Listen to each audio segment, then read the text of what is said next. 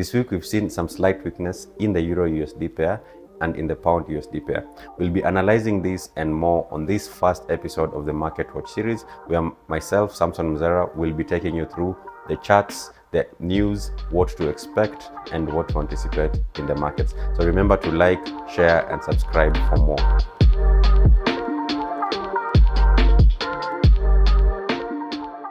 We have CPI readings this week, and we are expecting a 0.1% tick in inflation. But if you look back at least 2 months, we've seen inflation tick lower for the past two readings. In May, it came in at 0.3, and in June, it came in at 0%. And this signaled that inflation is coming down gradually. However, if you look at the reactions in the market, we had, for example, the dollar index dropping slightly during the announcement and then supporting itself. And this is because the Fed came in and had very strong sentiments about what is happening.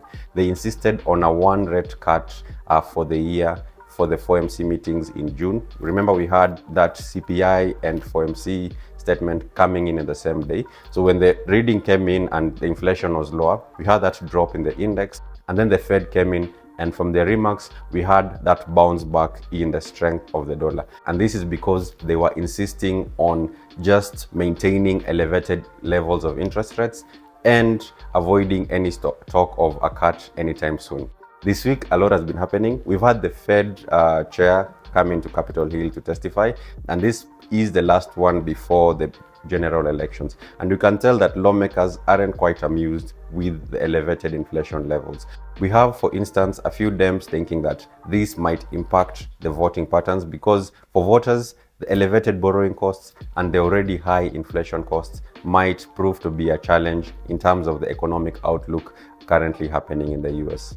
Additionally, we had NFP numbers coming out last week, and there was a tick lower in employment and a tick higher in unemployment. And this is adding to that slight pressure where the Fed might be compelled to cut sooner and change the rhetoric from what they had in June. The market is already pricing that in. You can tell that from how the dollar index has been trending of late. We are expecting a 73.3% cut in September, and at least one more cut between November and December. And this obviously might lead to some dollar weakness in the foreseeable future. Now, coming back to the gold chart, for example, we've seen that from May, we had that uptrend ceasing, and this was because of the announcement that China had stopped buying gold. But now there's more reason to believe that if the market is convinced we'll have at least more than one cut or a cut sooner, then that trend might be reignited and we might start seeing the uptrend resuming in that direction. On Thursday, we are expecting that 0.1% tick higher in monthly inflation.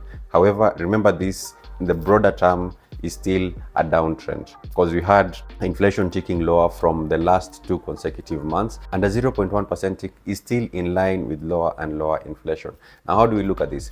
If we have anything significantly higher than 0.1%, then this might reignite concerns of persistent inflation, and that might justify the Fed stance of just having one cut and making borrowing costs still elevated for the foreseeable part of the year. However, if things go in line with expectations where we have 0.1% inflation or lower, then this might mean they might be forced to start considering cuts slightly sooner, or at least have an additional cut before the end of the year. Now, if you look back at your charts, it might imply weakness in the dollar, and that might lead to that continuation, for example, in the trend in Euro USD, where it started to form a change of character slightly. But if we see inflation coming in line with expectations or lower, it might reignite that higher high and higher low, as seen, for example, in the 4-hour chart, where we are witnessing a pullback from the current trajectory. The same applies to the pound, where that pullback might be considered just a retracement, and those lower readings might justify higher highs and higher lows in the direction of the pound.